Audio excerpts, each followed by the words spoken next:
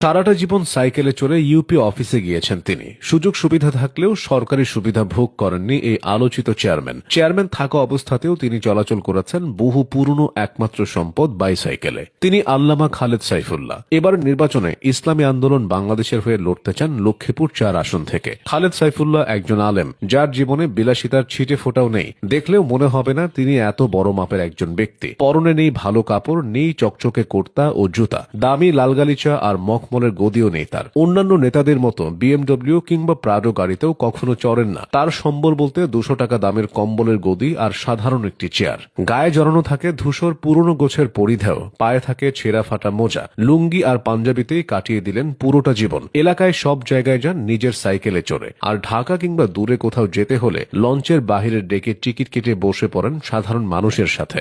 বড়জোর অর্ধশত টাকার একজোড়া স্যান্ডেল প্রায় দেখা যেত তার পায়ে। অথচ তিনি আজকের এই বিলাসী যুগের একজন দাপুটে নেতা। তিনি ইসলামী আন্দোলন বাংলাদেশের কেন্দ্রীয় উপদেষ্টা পরিষদের সদস্য। এর পাশাপাশি লক্ষ্মীপুরের কমলনগর উপজেলা পরিষদের চেয়ারম্যান।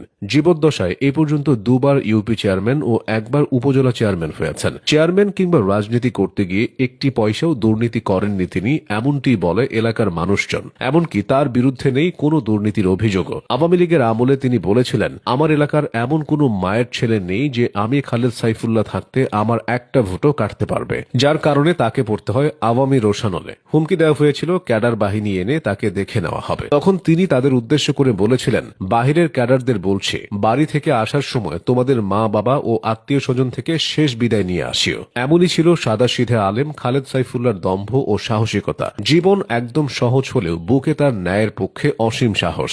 চেয়ারম্যান নির্বাচনের আগে তিনি বলেছিলেন, আমি ভোট ডাকাতদের বিরুদ্ধে ভ্যাকসিন আবিষ্কার করেছি। যারা ভোট ডাকাতি করবে তাদেরকে একটি জুতার বাড়ি দিতে পারলে ৫,০০০ টাকা, ২টি জুতার বাড়ি দিলে ১০,০০০ টাকা পুরস্কার দেওয়া হবে। এবারের নির্বাচনেও এমন কথা বলেছেন তিনি। কেউ যদি এমন করে তবে তাকেও সেই ভ্যাকসিন দিতে চান খালেদ সাইফুল্লাহ। তিনি এমন একজন মানুষ যিনি কিনা দুনিয়া পাওয়ার জন্য নির্বাচন করেন না, বরং আল্লাহকে রাজি ও খুশি করার জন্য নির্বাচন করেন। যখন তিনি ইউনিয়ন পরিষদের চেয়ারম্যান ছিলেন তখন থেকেই তিনি ঘুষ দুর্নীতির বিরুদ্ধে সোচ্চার ছিলেন। দায়িত্বে এসে তিনি নিজ উপজেলাকে দুর্নীতি মুক্ত করার চেষ্টা করেছেন। যদিও উপজেলা নির্বাচনে তার দল ইসলামী আন্দোলন বাংলাদেশ নির্বাচনে অংশ নেয়নি, কিন্তু তিনি অন্যের বিরুদ্ধে লড়তে ব্যক্তিগতভাবে নির্বাচন করেন। সেই নির্বাচনে জয়লাভ করেন। চেয়ারম্যান হিসেবে তার কাজের মধ্যে অন্যতম ছিল মানুষের পাশে দাঁড়ানো।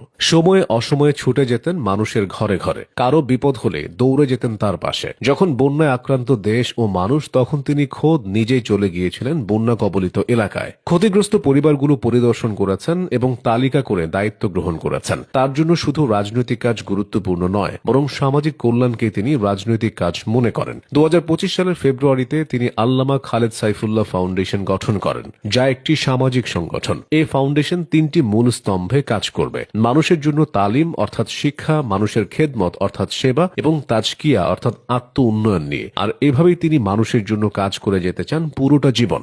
যে লক্ষ্যে কাজ করলে খুশি হবেন সৃষ্টিকর্তাও।